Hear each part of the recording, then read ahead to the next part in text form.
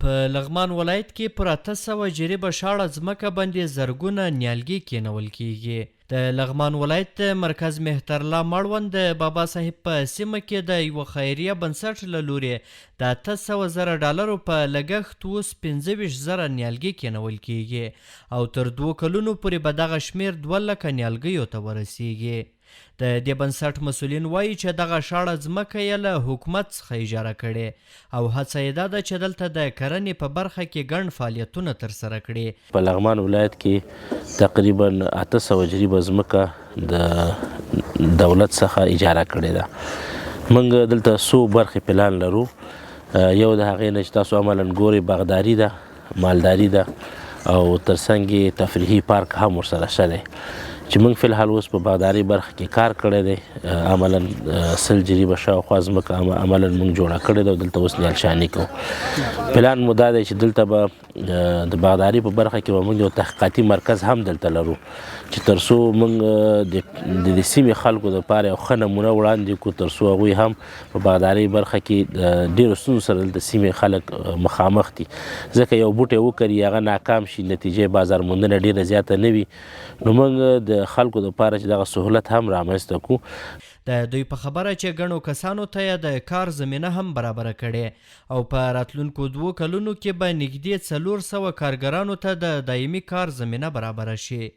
اوس هم موږ سره خلک کار کوي او تقریبا راتلونکي 2 کلونو کې به 300 کسان دلته روزمره راځي او دلته به کار کوي دایمي دپاره.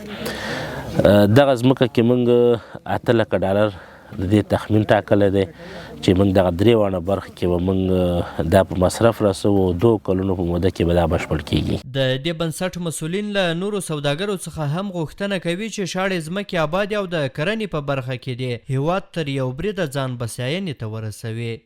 له تجارانو څخه هم غوښتنه دا ده چې دوی عوض دې نه چې نورو ملکونو څخه ارتزاقي مواد افغانستان ته راوړي او دلته پر خلکو باندې پلور یا تجارت کچې په همداسې شکل سره ده، نو که دا برعکس کو دلته موږ ښه امکانات په خپل هیواد کې لرو او همدغه د موږ ښه استفاده وکړو او همدغه د همدې حاصلات موږ نورو ملکونو ته ولیږو.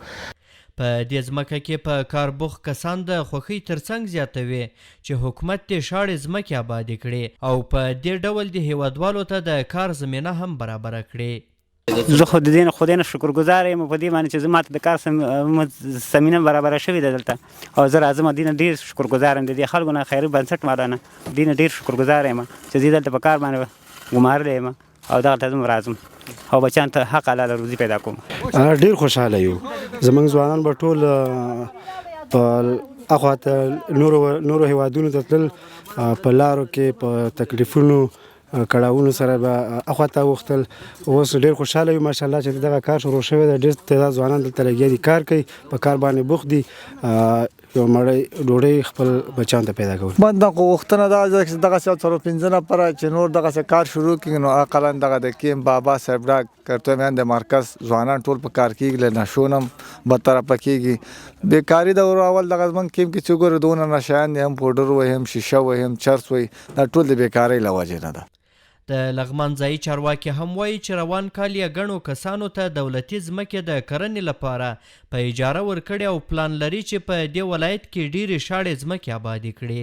ځمکې موږ په اجاره ورکړي دي چې په هغه کې ګلخانې خلکو جوړې کړي دي او ښه عواید ترلاسه کوي او عواید دولت ته هم راځي، په اجاره هم ورکړي او همدغسې ولسونه هم تقریبا پکې مصروف دي، کار پکې کوي.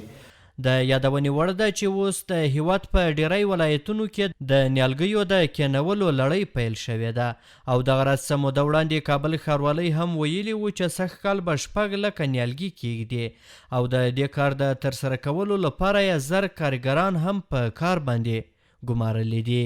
احسان الله کریمي، CMG، د لغمان ولایت.